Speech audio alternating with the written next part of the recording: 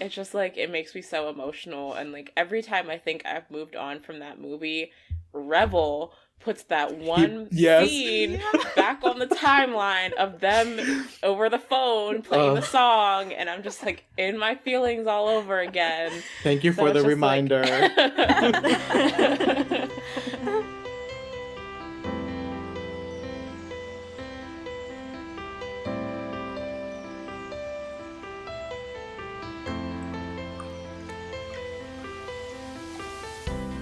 Hi guys, welcome to LoveCast, the Boys Love podcast. I'm your host Pixie, and with me are my co-hosts Alexa and Kayla. Hello. Joining us today is fellow YouTuber and content creator Javi, who is known for his BL reaction videos.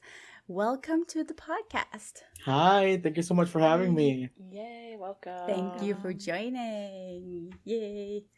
So most people who are watching this are probably familiar with your channel, but for those who aren't, can you tell us a little bit about who you are and the type of content you create? Yeah, well, my name's Javi, and I have a channel called Reactions by Javi, where I react to a bunch of BLs, some music, some variety show stuff. But mainly BL. It's kind of consuming my channel at the moment. There's so much stuff coming out. Yes, especially now. June just started, but it's just packed with stuff that's gonna come out. So a little bit stressed, but yes, I react to BL and all that stuff over on my channel. So it's really fun. I can imagine I can imagine for BL reactors right now, like with all the BLs coming out, like I can barely keep up with just watching them by myself. I don't know how you do it. Yeah, especially having to edit. Actually, at one point a few weeks ago, I was doing F4, Cutie Pie, and Kin Porsche, all three on Saturdays. My God. Yeah, Saturdays alone is like chaos. It was a lot. So I'm really happy that now I just have Kin Porsche on Saturdays at least. Yeah, it's a lot. Yeah. Can I ask how you got started in like the reaction sphere and like reacting to BL content and stuff like that? Yeah, well, I had a channel previous to this one, back in 2014, 2015, where it was completely in Spanish.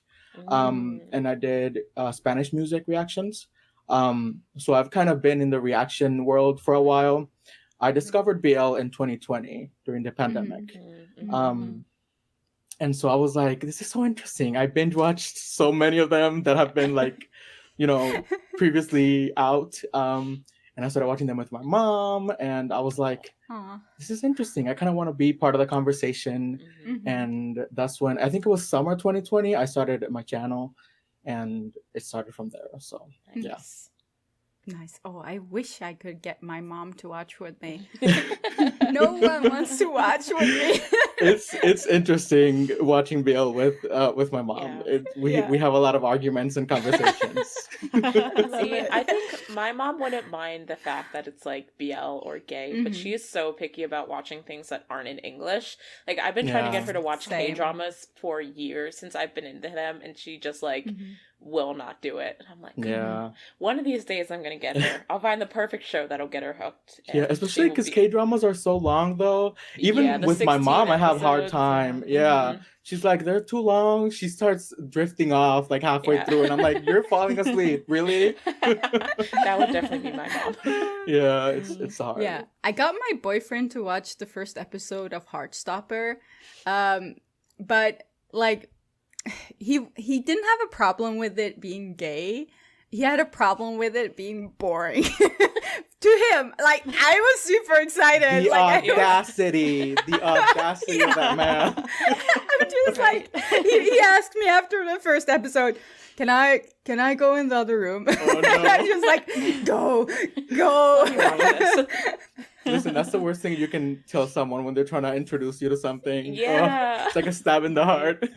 Yeah, well, I give him credit for at least watching the whole episode, without complaining. That's so funny. I can't. So we are talking about BL shows to watch during Pride.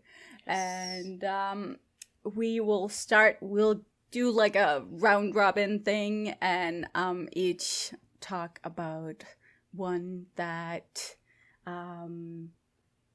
we'd like recommend and what makes it stand out and why. And we'll just keep going until everyone finishes their lists. Yes. Are we having more than one? Some people do. I have like a couple in mind. So okay. Alexa and Kayla are very good at making lists. Yes. I've actually seen Kayla's videos before. Yeah. Some of your like essay type videos. Yes. I really enjoyed them. Before I started my channel, actually. So from years ago. So good. Yes. It's kind of embarrassing. Oh, not embarrassing. Don't talk about me. No. Okay, so we're gonna start with Alexa because I know she's always prepared. Okay. Okay. Throw me on the spot here, but the first show I have on my list, which is probably not surprising to people, is Gaya saw Pelikula, or Like in the Movies. So obviously the show has found itself in controversy, and I know for a lot of people that makes it hard to watch, and I completely understand that, and I would not hold that against anyone ever. But for me, I think the message of the show, and, I think we've kind of talked about before how it's a really good example of a show that walks that line of, like, what people might consider queer media and what people would consider BL very, very well. So it still has a lot of those, like, cheesy, romantic kind of get you in your feels moments, like I think, what do they say in the Philippines, kilig moments that kind of make you like give you the BL feels, but it also tackles a lot of really real issues with the queer community and coming to terms with your sexuality in different ways with both Carl and Vlad. So that's always like when we think about shows that are kind of perfect examples of stuff I would recommend for an episode like this. This is that's always one of the ones that always comes up first in my brain. So that was my number one. Yeah, that one I also would like recommend to anyone that like is watching BL and is straight and don't really know how to act in the queer world towards queer people. I would recommend them watching it because it does give you like a insight that you like don't necessarily get elsewhere. So I know I had a lot of like, oh shit moments watching it. I think especially with Carl's coming out and his his perception of him as a man and his, just the way he viewed the world, even having an uncle who was gay, he kind of never perceived that aspect of himself in the same manner that he perceived his uncle. And I thought that was such an interesting topic to kind of, dive into in the series. And I think they tackled it really well. They kind of had this like ongoing, like, I don't think maybe metaphor is the right word, but of like Carl's life existing wholly inside that apartment in the show. And I think that can also apply to like how he was approaching or existing within his own like self, if that makes sense. Like existing within one portion of himself and not wanting to branch out and explore those others, which may have included his sexuality, which is why it probably was so hard for him to understand and reconcile when he met someone who pushed him to go out of that room within himself and like start exploring other aspects. Like that was really a metaphorical way of saying that, but like you guys get me. I haven't thought about that, how like they're in this apartment all the time. And it's not before, like, the end they start moving out. And, like, the last scene, they're actually outside. And they meet out somewhere in the real world. And it was all very, like... I did not connect that. And it's such a pivotal moment. Because you can just feel... You can feel the... kind of, like, the tension of him seeing Vlad I'm assuming it's school. They're like at a like a movie night at movie school night, or or something like yeah. that. And you can just feel like how much they want to be with each other, and how different it feels to be outside of the apartment. Switched. Yeah. It's so good. Yeah. It's sad that we're not gonna see it See continue, more. but Yeah. Yeah, true. But I do understand why they wouldn't want to. Exactly. Yeah, absolutely. It's gonna go down in history. Yeah, the one and only season. I feel like it has. It has, yeah. It's so impactful, yeah. Yeah, it is. And it's gone far beyond, like, the script writer. So, like, we've just taken it for ourselves. Just like Harry That's Potter. what you have to do. It's ours now. Just like Harry Potter, exactly. So, Javi, do you have one? Okay. So I was thinking about this one because it came to mind just because of, I feel like there's a scene specific in the series that happened that made me think that it was kind of out of the norm for what it was. And it was 1,000 Stars. Because I feel like it was one of the first GMM TV shows to openly acknowledge that Tien was thinking that he was gay, but he was confused about it, and they talked about it. And, you know, his friend was kind of encouraging him. And I think it's also due to, you know, Piaf being the director and being gay himself and kind of pushing that, because I feel like, I mean, I'm sure somebody can correct me, but I feel like before that, GMM TV has always been very afraid or scared to just talk about, you know, a character being gay or have those candid conversations. Exactly. Actually show the representation. So I really love that one, and I just love the cute romantic moments, the you know, the longing type of stuff, the slow burn. I know some people find it boring, but I just find it so freaking cute. Oh, I love the build up. Yes, just that one scene of them staring at each other, you know, like those stares could say so many words. And I feel like that in of itself, like longing looks and stuff, is so queer. Like that's just like inherently gay. We can relate. The yearning. Yeah, it's so. I think that's just, I don't know. It just stood out to me when it happened. I mean, I reacted to it, so there's literally my reaction to it being like, oh my gosh, like they're actually talking about it. So I think that one's one of those that I would recommend. Yeah, absolutely agree. I agree. Yes. I love it. Kayla.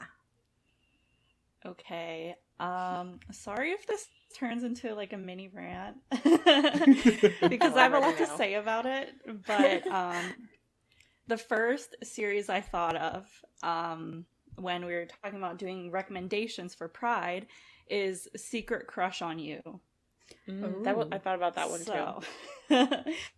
I feel like not only is it one of like the cutest shows that I've seen this year, but the representation in it goes so above and beyond, because you have like femme, gay, and trans characters as the lead characters, and they're fully developed in terms of their personality and their individual stories, which is something that we really have not seen in BL. But yeah, I love that it's basically a modern take on that classic trope of the popular boy getting with the nerdy boy. And I have to say, just like offhandedly, I was very surprised by how, I don't know the word, detailed the bed scenes were. Like, imagine, if you haven't seen it, imagine the last few episodes of Why Are You, but like amplified. Oh God! Oh God! Listen, I haven't seen it, and it's sounding very appealing. No, listen, I keep getting so many recommendations. Actually, I just finished reacting to Cherry Blossoms After Winter on Patreon, and Secret Crush on You is like, people just keep recommending that to me. Yeah. So it's on my next poll. So hopefully maybe it wins and I'll be able to watch it, and it sounds really interesting. Yeah, I haven't watched it either. I was really afraid at the beginning because like the reviews of the first episodes were bad. Like, Yeah. people were saying Yeah. it was really bad. But then suddenly, like, It blew halfway up. through it just, like, changed. And everyone's just like, this is great representation. This is amazing storytelling. So, Yeah. I think, you know, a lot of people, and like I have been streaming about this for as long as we've been doing this podcast and before it, like having femme gay characters in like lead roles and not like the stereotypical, like they always are in like the sissy gang type thing, is usually where we are seeing femme gay characters. So seeing those femme characters in lead roles is like so important. And I think a lot of people like, and I definitely also had these feelings when I first saw like the stuff coming out of the first episodes, with the like main lead being like, you know, yeah, that was a lot of the stuff that people were saying about the first episodes. And I was kind of like, oh, we're finally getting like this femme gay character, but he's like a total creeper, and that kind of put me off from it a bit at first. And so I was like, oh, that's so frustrating that that's the first like femme, or some of the first like femme queer representation for gay men that we're seeing. And then like the narrative slowly started to turn, I guess, as like they explored his character more and gave him more depth. So I think it was one of those things where, myself included, people kind of wrote it off after maybe a shaky first episode or two, but it's nice to see that like in the end it came back around and people have been getting a lot of good representation and a lot of good characterization coming out of it. So I mean, for the longest time, I put it off from putting on polls because I was like, I haven't heard great things, but then everybody just kept talking about it, so I was like, now I'm excited. Yeah, I was gonna say I liked it like from the jump, the first episode. I don't know, there was just like something about it, like I guess the story isn't like all that unique, but I think it's the way that it's presented that is very interesting. Like, we see the trans character has a love interest, which is so rare amazing in any series, and then you have another one of the femme leads struggles with like body image and body dysmorphia, so they tackle that as well. And there's just so many good things in the series that I think makes it worth watching. And then there's just the ongoing theme of accepting people for who they are and not changing yourself for another person. And I feel like just that message would resonate with you, whether you're part of the LGBTQ plus community or you're an ally. But it's definitely on my list to watch now, but it's just like at this point, like we were saying before, there's so much going on. I'm just like, when do I have time to binge things? Like, I can barely keep up with watching things week to week. Oh, Heather's in the in our chat. She said they're all horny and unhinged for each other.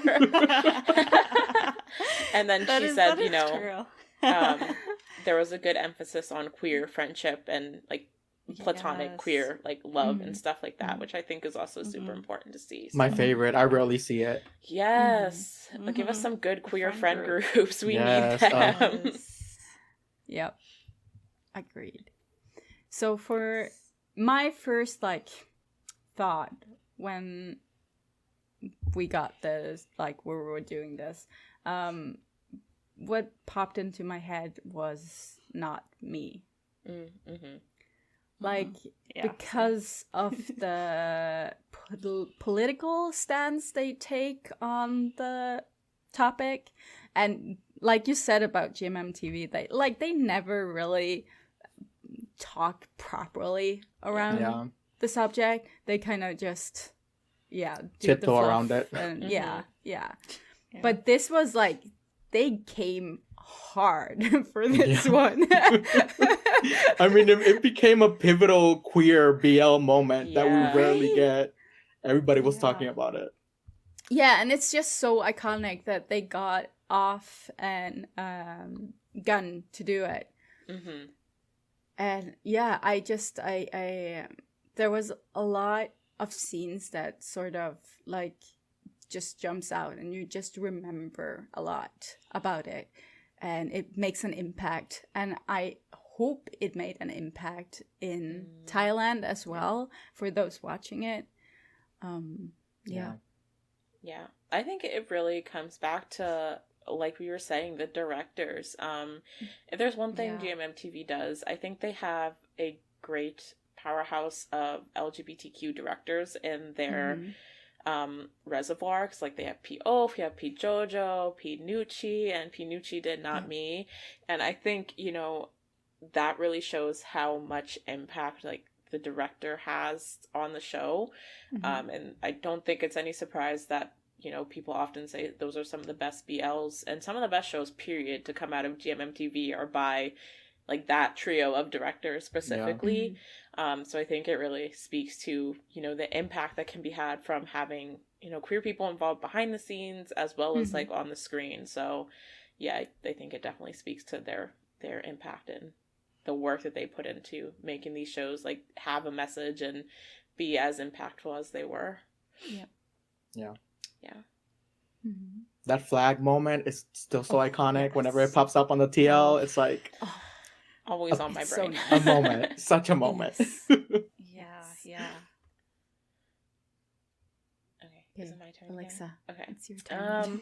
So another one I thought of, maybe, like, pretty, like, straight on as soon as we discuss on this topic, and maybe because we just finished watching it, surprisingly, Cutie Pie.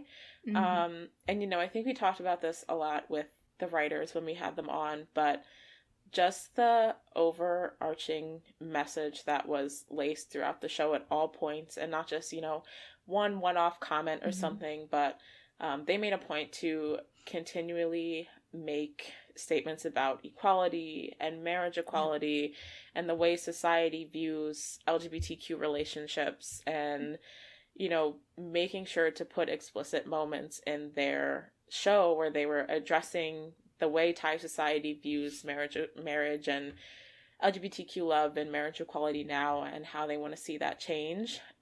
So I think that was something very important. And, you know, we often do only get, like, those one-off lines or one-off comments, but I think they worked it really well into not only the characters of Leanne and Kua and their story, but also, like, his grandfather and, you know, his partner that he grew up with, and how that had influenced Leanne and Kua's relationship and their love for each other. So just this idea of, like, different levels of partnership and defining partnership in different ways, how I think it was Maya, when we were talking to her, like, they didn't feel like they explicitly needed to say that the grandfather and his partner were together in the show, but there was those implications. And then towards the end of the show, we saw Kua having that moment where he realized, like, what their relationship actually was.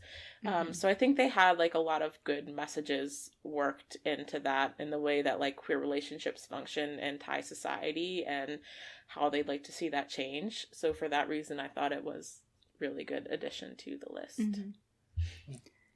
Yeah, I really love that it's a show centered around marriage, because you never see that in BLs at all, because, you know, like, they don't have that right in many of the countries that are making these BLs. So they just, like, avoid the topic altogether. But here you have, like, a whole show, like, dedicated to showing you how normal it can be. And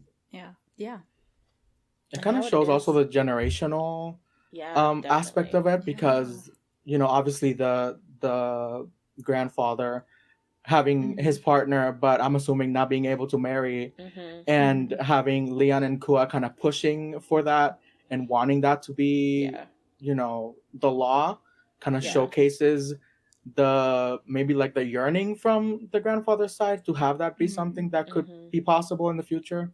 So absolutely.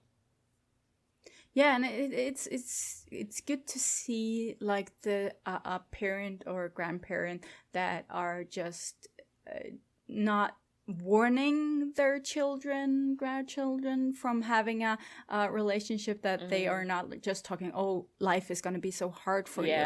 Like, having someone that doesn't just focus on that, because that's been, like, that happens a lot in BLs.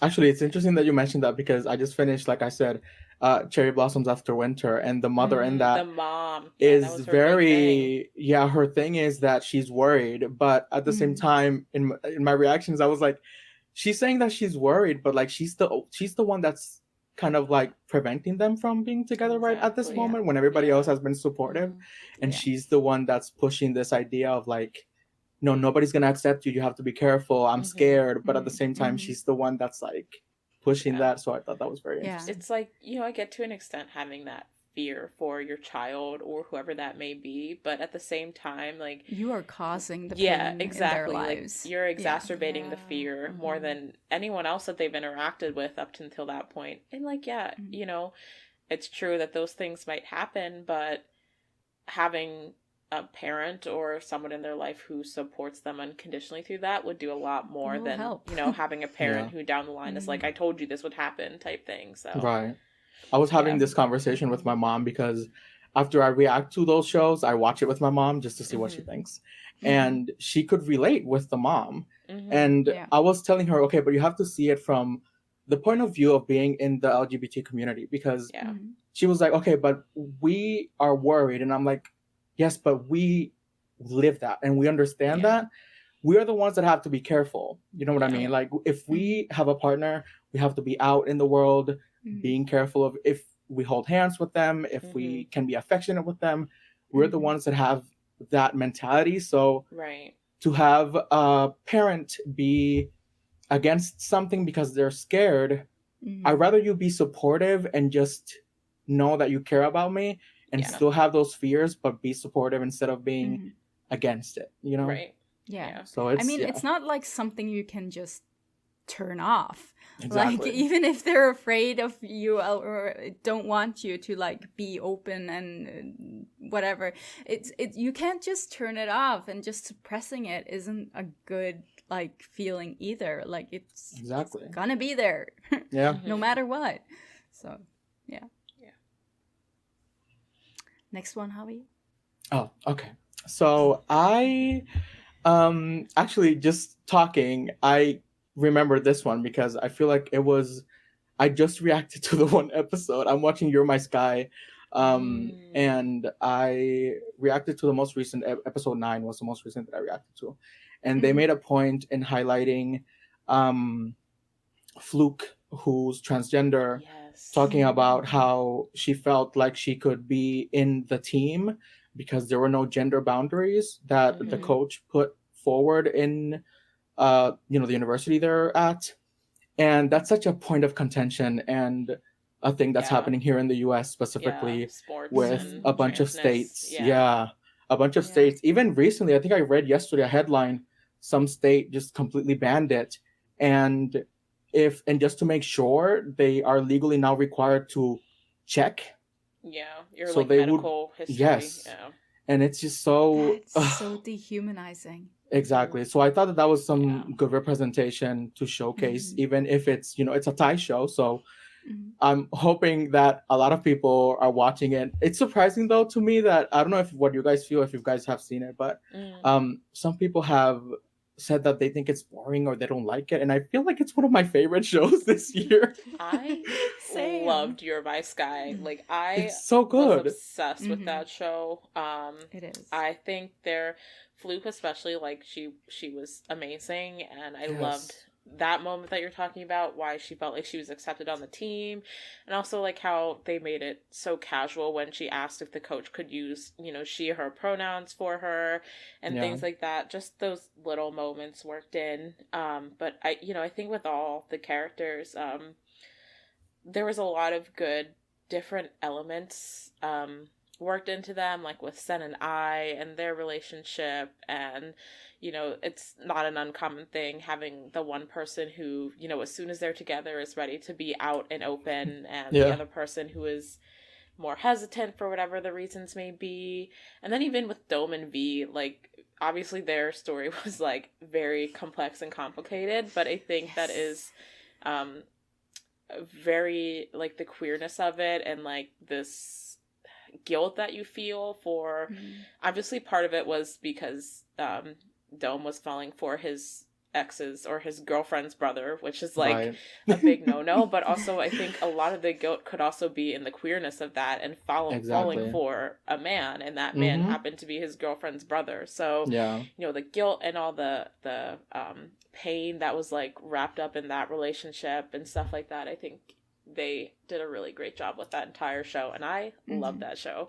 I mean, it's a point I always try to make in my reactions. I'm like, if you catch feelings for someone, you catch feelings for someone. Like, there's nothing you can do about feelings. Yeah. Feelings are natural. So, I mean, it's obviously there's the fine line of like whether you're gonna act on them, right? Exactly, because you're dating someone. So you know, the smart thing to do is you know, break up with the person that you're with if you have feelings for someone else, and like, but there's the messiness of it all, of hurting someone and the fear. So it's just very complicated, but I love it.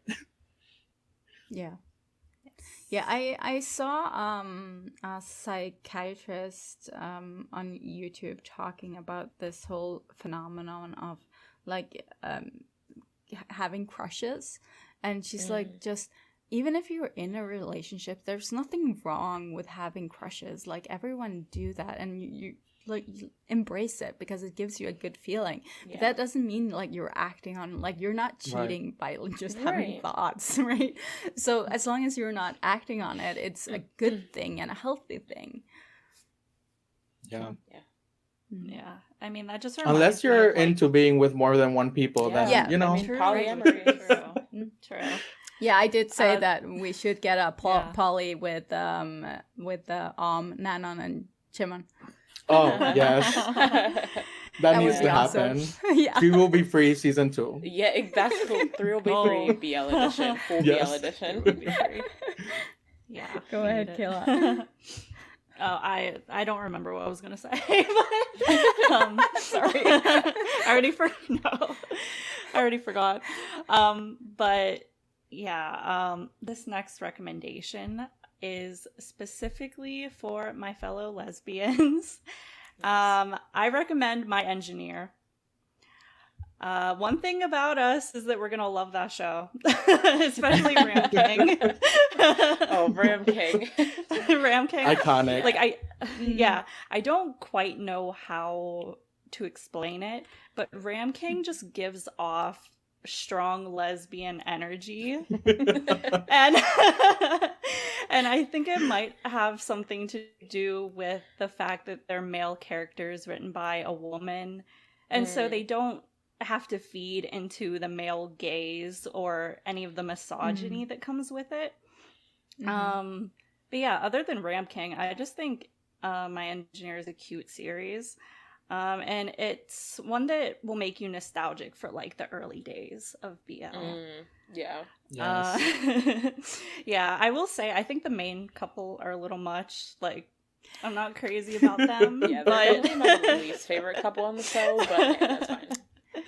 Yeah, I mean, the actors are cute, but oh my god, they were annoying. The characters. always fighting back and forth. Talk to each other. What is going on? Listen, I was waiting for the storyline with the doctor and the one and guy. And then got bro zoned. And now we don't know if we'll ever get season 2. There was so much left unsaid with that, and then we obviously need the resolution to Ram King's story, because like that kiss in the tent, and then my homeboy playing like he forgot the whole night. Like, oh my god. But so funny. I will say the lesbians love what Perth. Happens, but yeah. Perth has so many lesbian fans that were like hang out in his streams and like in his server and stuff. So I think that speaks to your point, Kayla. Yeah, like I don't know how else to explain it. It just like Ram King are a lesbian couple. Like, I don't care. That's just how it is. I'll stand by that. But yeah, other than Ram King, I think the other characters and pairings in the show make watching it like well worth it. And I love that there's the theme of found family throughout it, because I feel like that's always relevant when you're part of the LGBTQ plus community. Definitely. Yeah, plant lesbian plus dog lover lesbian equals Exactly. Exactly. Oh my It god. makes sense. Yeah. It's But I agree, like Ram King just has another, like, it's just a different feeling from other BLs and other ships and couples. It's just feels different. I just love the whole quiet boy and like the outgoing one kind of like seeking the other one out. The trope that I love. I love it. It's the good stuff. Me too. Yes. So next for me, like for anyone who knows me, I'm not gonna do like a recommendation episodes without bringing this up. So I think like everyone should watch To My Star. Oh, of course. I don't know why I was like not sure what you were gonna say. Of course, that's what you were gonna say. I was like, I thought you were gonna bring up Jeff in some way, but I was like, what could Jeff like? What show has Jeff been in? But yeah, of course, it's To My Star. Jeff is great too, but I just To My Star. Just I think the balance of the show, and I like that. It's a show with a lot of tension in it and a lot of storytelling, and I think how the director does her shows, it's very subtle in the way that she manages to create sexual tension without sex, if you know what I mean. Yeah. And I know she's gone out and had some words about how she doesn't believe in, or she thinks BL is over sexualized and all that stuff. But I do think like she has a really fantastic way of creating tension in all her stories and making like it proves that it doesn't need to be over sexualized to be good. Like people aren't just watching BL for the sex, right? It's about more than that. So that's why I really like that show. Yeah, we know.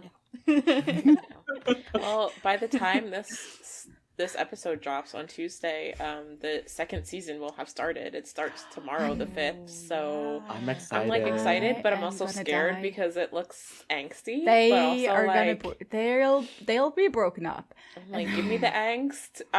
See, this is what I'm saying. Like, people are scared, but Hwang Da-sul's shows so far that we've gotten have been so great. Trust her. So I'm trusting that it'll be angst well done and not like some second seasons are rough to say the least. So I have expectations, or not high expectations, but I have trust that they will do.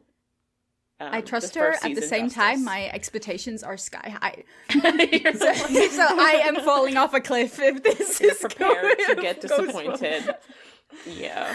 Oh my god. I also love that they're mature, they're adults at the same time. Exactly. So it's a departure from the university type, high school type BLs. Yeah, that's what I love about the Korean BLs. All of them are different and has a different like story backdrop. And even in Where Your Eyes Linger, which is a story that happens in school, you don't like actually. It's not like it's a You're not at big school. part of the story. Like when you think it's about like Where Your Eyes Linger, you don't character. think about school right away, right? But if you think about like sodas, like that's a school. The whole thing.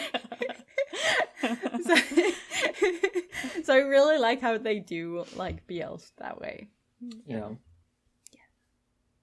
Alexa. Yeah. I have one, and taking it really in the angst direction for this one. So I do recommend it for Pride Month, but I recommend it when you're in a good headspace and with a lot of tissues. Your Name Engraved Herein. That movie ruined my life, but like such an incredible film. Just, very much a quintessential queer story, I think, in that it is very, very heartbreaking at times.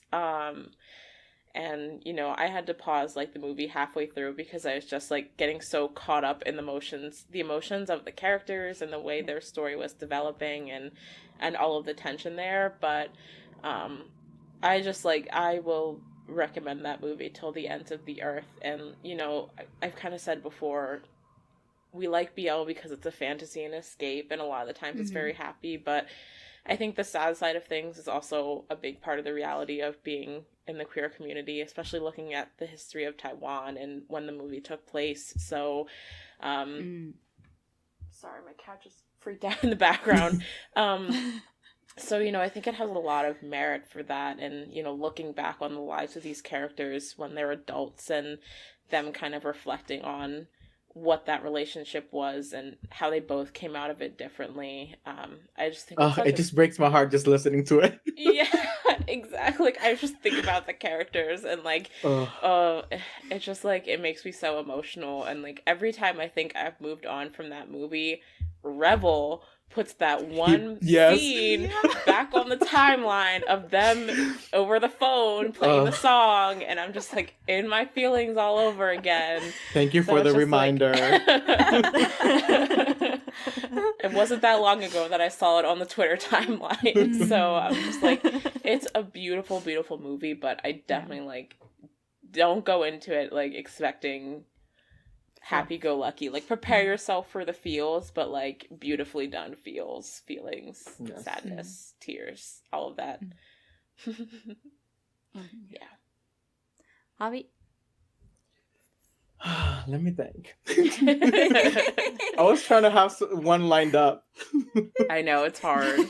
Yeah. You know what? I'm gonna be very generic because I love it so much, and I know it's become so big, and some people kind of, you know, I guess don't like it anymore, or I don't know. You know, fan culture is really weird online. But I'm gonna say Bad Buddy because it just makes me feel things. Okay, it makes me feel things as a gay boy who, you know, pines, and it's just, I don't know. The story is just so cute, and it's kind of heartbreaking at times, but you kind of see the realities of coming to terms with who you are, and on the other side, you see another character who's so sure of himself, like Pat, and he's willing to go for things, whereas Pran, you know, he's more in his head, and I feel like I relate so much to Pran because I feel like I'm like that, and I don't know, I just love the story, and another Piaf show, you know, another one who knows what he's doing over at GMMTV. And we also have, you know, the family aspect of it, and even though it's not necessarily to do with the sexuality of the characters, there's that kind of expectation of, you know, making your parents proud and wanting them to be okay with, you know, certain things. And I don't know, I think it was just really well done, and I love it so much. I'm always rewatching it, and yeah, it's so good. Yeah, I think like the episode 5 kiss, and just the not even the kiss itself, but you were talking about like the difference between Pat and Pran, and how like afterwards Pat was so happy because he'd finally done this thing that like he didn't realize he'd wanted for so long, and then like Pran was so upset because like this was the thing he had been trying to hold himself back from for so long, because he thought about all the consequences of it and the reality of what that meant for his family and everything. My cat, I'm sorry. For his they're fighting in the background. Wonderful. Yeah, I guess the reality of what that meant for his family and everything like that. So I mean, just that scene alone is like it's like right after the kiss, Pat has this like huge smile, like this hopefulness, and then Pran has this like devastating look. It's too much.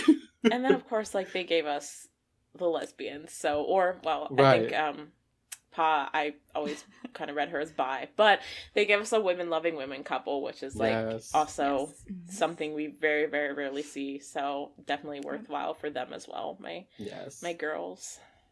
So cute. I was like, are they gonna make it happen? Is it gonna happen? Throughout the whole time I was like, is this gonna be a thing? Please don't do this to us. Yeah, I was surprised. Mm-hmm. Yes.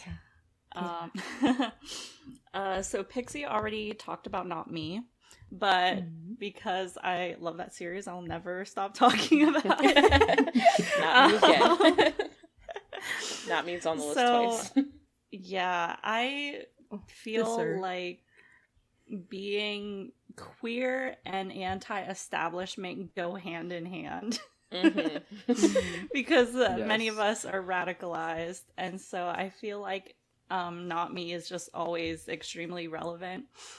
And I think there's also like this fighting spirit of justice when it comes to telling stories about openly queer characters that are being disenfranchised by the government or the society that they live in. Because sadly, those problems they face are a reflection of reality, whether it's like marriage equality in Thailand or something like the Don't Say Gay bill here in Florida. And so I think that as fun and carefree as BL can be, we also need shows like this to represent us as like real live people who are facing these same inequalities. Yeah. So yeah. I agree. Yeah. That was one of the things that I feel like my mom and I were always kind of discussing in the reactions, because the whole political aspect of it is just so ingrained and kind of goes hand in hand, like you said, with the experiences of the community. Like, I don't know, I just love that stuff. And I always love the whole concept of like pride and fighting for what you believe in stories. And I feel like we don't get that in BL that much. It's kind of, you know, romance and finding who you are, but like I love that aspect of like fighting for something you believe in. Yeah, absolutely. And I think that's so integral to the queer experience. I mean, not to be like the cliche quote, but like Pride, the first Pride was a riot. I mean, that is like the quote. So to kind of have that sense of justice and fighting and protesting like tied into the identity. So it's really cool to have a show that also centers that as part of the characters' identities and their like what drives them and stuff like that. Yeah. It's also just really cool that there were actual protesters in the series, and I know that the actual rainbow flag that they use in that scene has some like history behind it. Like it is used as I guess it's been used in a lot of protests before for marriage equality. Wow. So it just like makes it feel even more authentic when you think about all that behind the scenes stuff. It just like gives me like chills thinking about it. I'm like, oh yeah, that's so good. Like you want to be there. You want to be a part of it. Let me in next time, guys. I'm gonna go watch that scene now. After we wrap up. Yeah, so my next one is like I wasn't really sure if I wanted to put it in there, but I've convinced myself. So the show was My Beautiful Man. And the reason is not often do we see like a show that is that heavy on the psychological aspects of the relationships. And it also gives you a view into the cultural society of Japan and how the gay experience is for them. And I think also the show is really good because it doesn't spoon feed you what you're supposed to be thinking and what you're supposed to be getting out of the show. You have to kind of analyze their feelings. You have to like go a little deep. So I think a lot of people get like different views on what is happening and what they think the characters are feeling and why they're doing what they're doing. And I think that's really interesting because it creates conversation about it. I think thinking about Hira and how he had this obviously very fantastical crush on Kiyoi, but also like this feeling of I will never have a chance with him. I'm nothing in his eyes. this is not even something I could ever think about happening, is probably very relatable for a lot of LGBTQ plus people who have, we've all had crushes on straight people, our best friends, people who we view as unattainable because these are feelings, the type of feelings that they would never return. So like, even though his crush was a little bit more obsessive and like self-deprecating, his reasoning for why he felt that way, I do think like that general feeling of this person is so far out of my reach, and so I'll only ever, like, I wouldn't even approach the idea of them liking me back is very, very relatable. And to a lot of queer people, it's an experience that happens more often than not, I think. Yeah, I find his step on me energy very interesting. Listen, it's bordering on just kinks. We're talking about kinks at this point. The degradation. I thought it was hilarious when I was watching that. I was like, yeah, he definitely has a kink. Yeah. Definitely does. It's there. Yeah.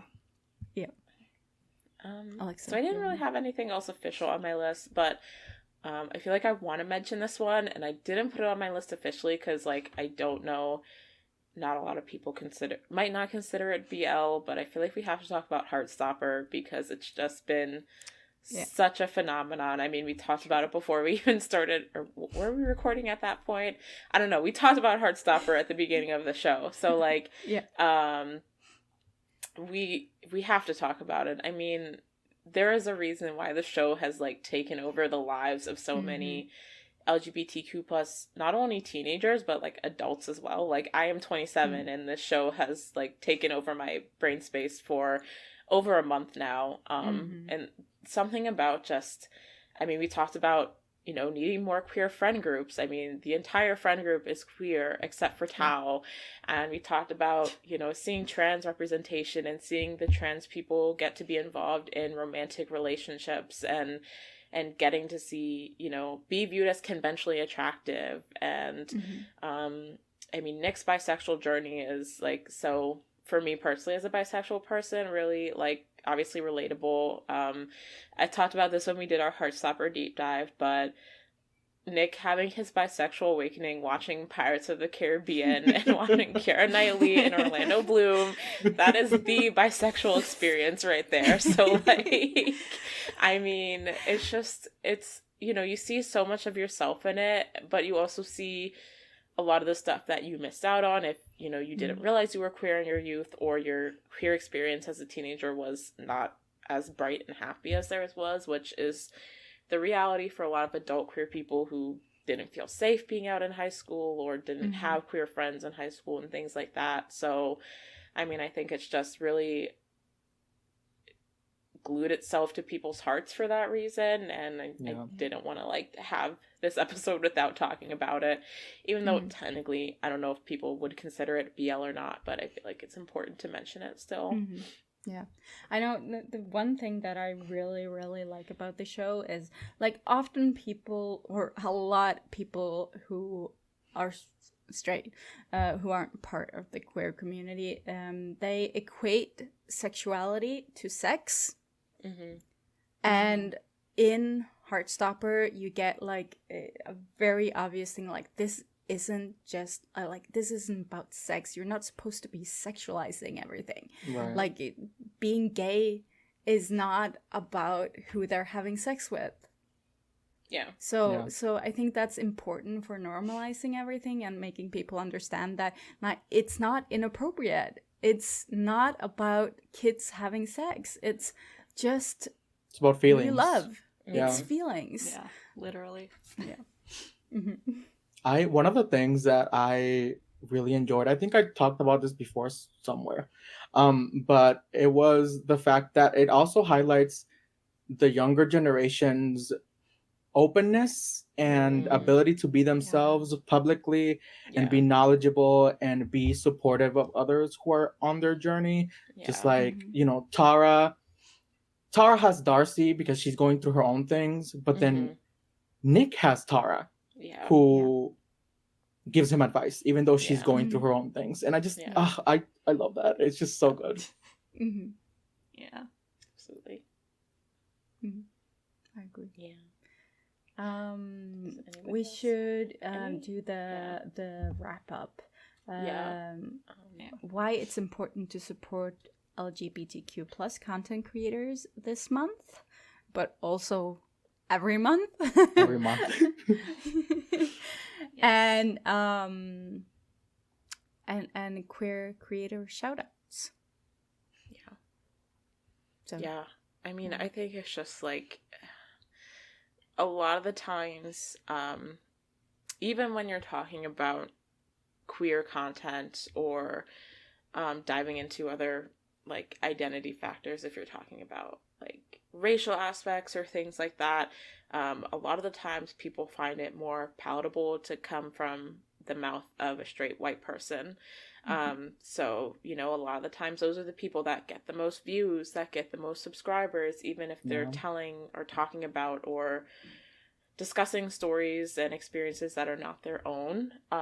So I think it's very important to kind of intentionally seek out voices that are speaking for the community of the media you're consuming, the discussions that are being had, because even though their version of the story might not always be the most palatable, it's the reality of what happens. And so obviously anyone is able to discuss BL and enjoy BL and have these conversations, these candid back and forths. But I do think it is important to highlight the queer people who are creating this content and discussing BL and discussing LGBTQ content because it's telling our stories. So, you know, when you're, especially during Pride Month, because it is a month to celebrate and honor the experiences and everything that queer people have gone through and are still fighting for, you know, now more than ever, even in 2022, you know, we're still having these fights and sometimes it feels like we're going backwards. So, you know, giving people the support and the space, a lot of content creators, this is their livelihood. So supporting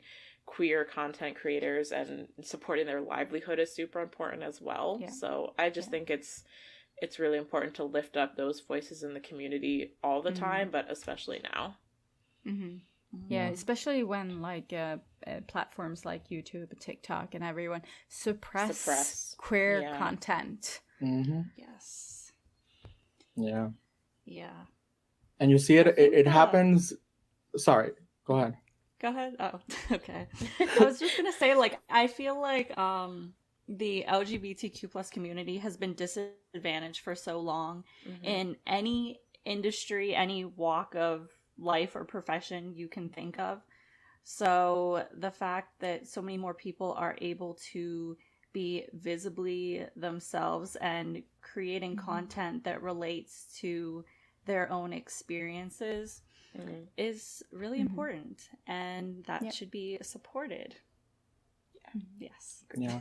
I was gonna say it happens like also with like educational content on YouTube a lot for some reason, where It does. YouTube censors creators who are just trying to educate, and because they might have like a certain word that triggers the algorithm or you know, I feel like it's also one of those things where YouTube as a company has to really step up and help those creators. Definitely. You know, either with bringing some in to kind of help them understand what's hurting creators that are in the community, because then the content doesn't reach the audience. And then, you know, we're always talking about educating people and having people be understanding and having people understand the community.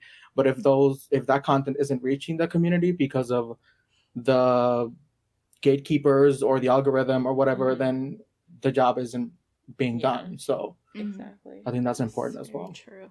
Yes. Yeah.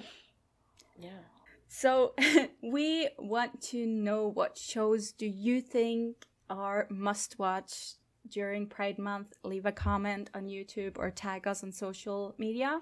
Thank you so much, Javi, for sitting down with us. It was great to get to know you more and listen to some of your recommendations. Thank you for having me. This was so much fun. Yeah. Glad. We'll put all of your links in the description so everyone can check out your content out.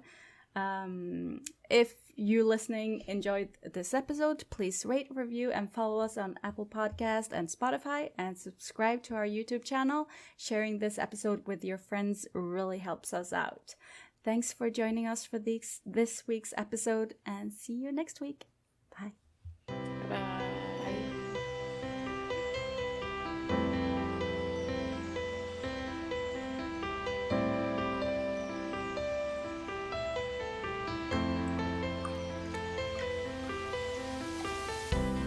Can you notice like my I'm just It's past 12. It's like what's the Disney character? Cinderella? Yeah. I Turning it's past back 12. into a pumpkin. I'm turning into a pumpkin there. There's like powering down. Yeah.